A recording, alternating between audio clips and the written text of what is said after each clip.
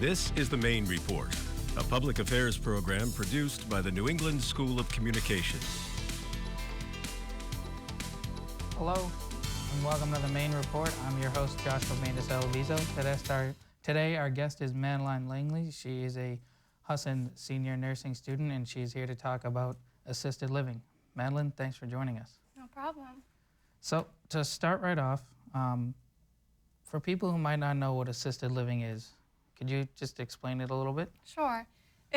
Assisted living is generally a residential area. It can be apartments, condos, anything like that where people can live. They get approved to live there, whether it be through their doctor or case manager.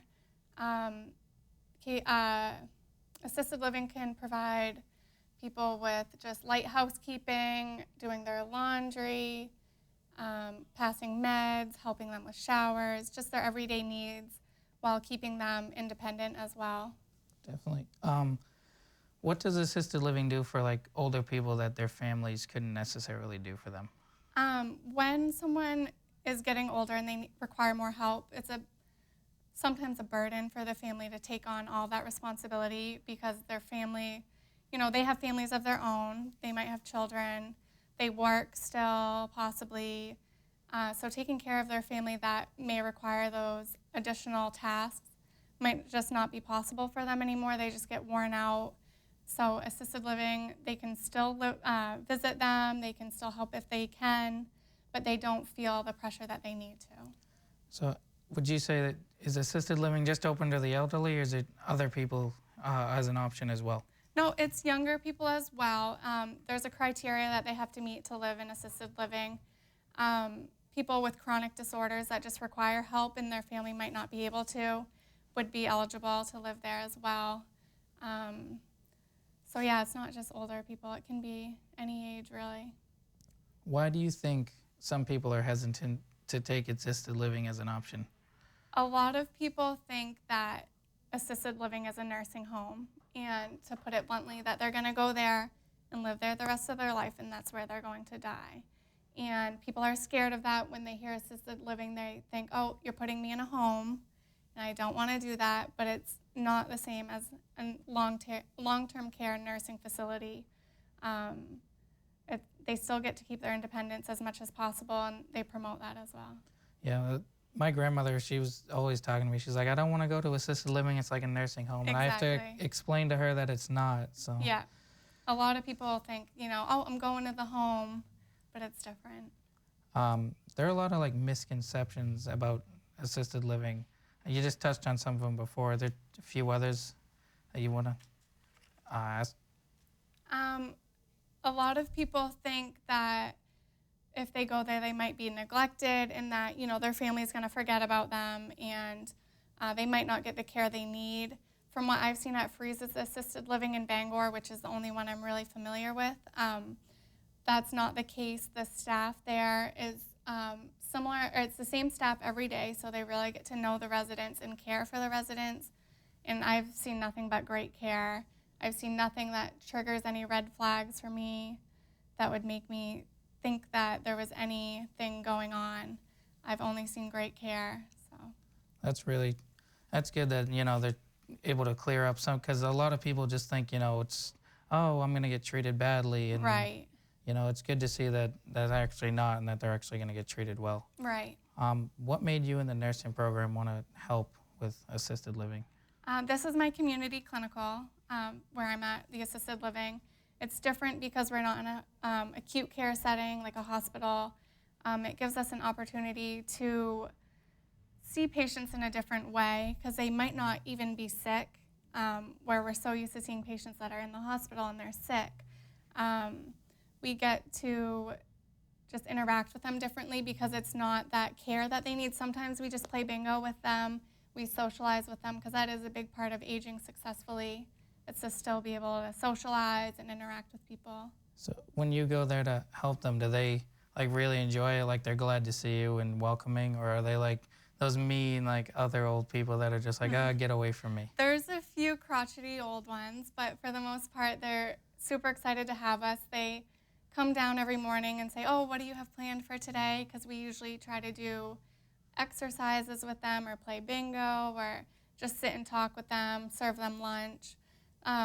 It's someone different coming in, and they really enjoy having guests there, so it's really great. So it would be, you would say, rewarding for you to go down there and volunteer your time and actually see them get better. Yeah. Yep, it's so different. It's not as stressful as other clinicals, so it's like a little relaxation, and you get to know, you get to hear about these people's lives, and it's really great.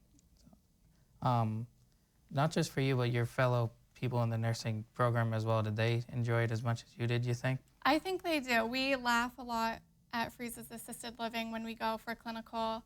We have a great time. Like I said, it's not stressful like our other clinicals. So we get to sit back and relax and get to know people and hear what they've been through, and that can help us affect how we will treat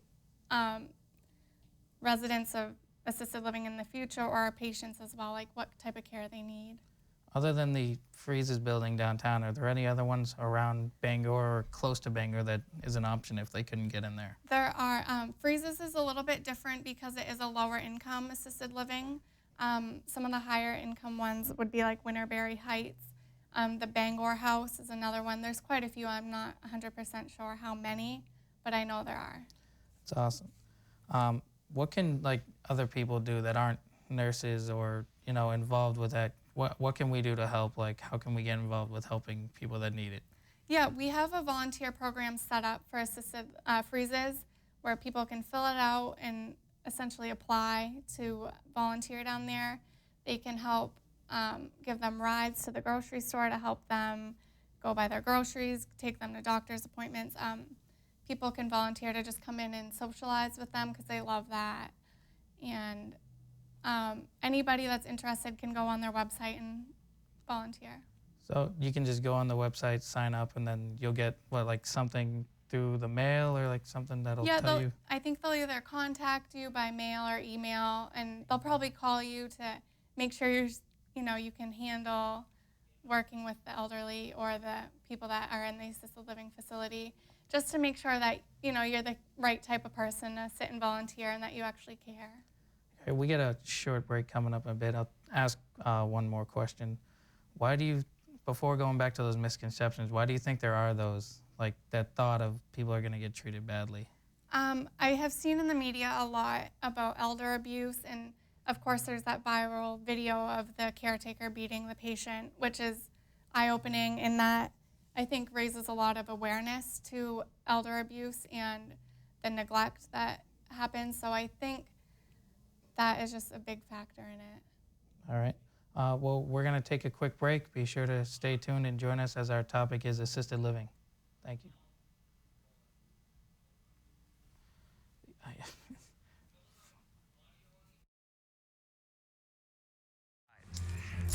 First, you gotta make bail.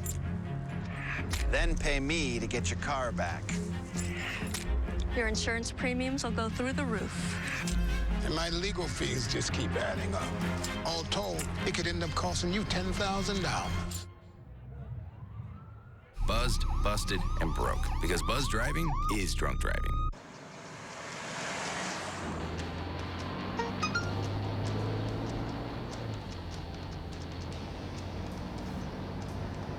The average text takes your eyes off the road for nearly 5 seconds.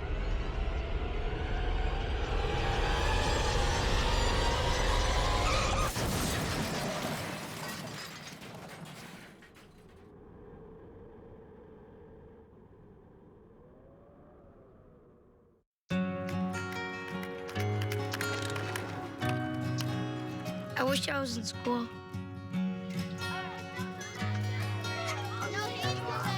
If only I had a math test today.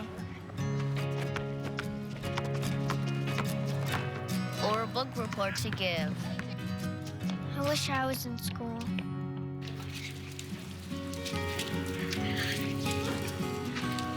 I'll stay after class. I'll clean the chalkboard. I'll do extra homework. I'll skip recess. I wish I was in school. I wish I was in school. I really wish I was in school. School ends, but free lunches for your kids don't have to. Find your local food bank at feedingamerica.org/summer meals for help. Together, we're feeding America. Welcome back to the Maine Report. I'm your host, Josh Mades-Alabiso. Our guest today is Madeline Langley. She is a Husson nursing student, and our topic is assisted living. So let's jump right back into it. Would you recommend assisted living for people who, either can't handle being on their own or don't want to put that burden on their family? I definitely think it's a really good option. It's safer for people that need the help to go get the help. If someone's living out in the country and they don't have a vehicle and they fall, or if they can't get to the grocery store, or they don't have contact with people for a few days because their family's busy, it's definitely a great option because in assisted living they're safe. People check on them every day. If they have any needs or anything has changed with them, that can be addressed. Other than your fellow nurses, is there anybody else that can go in and help? I know we can volunteer, but I know little kids, sometimes they want to go help people, so is there anything that they could do? It might be a little weird having children, go in and help people, but is there anything like that? We were actually just talking about in a different class the other day about the benefits of younger children interacting with elders. So it hasn't been implemented yet, but that's a great idea.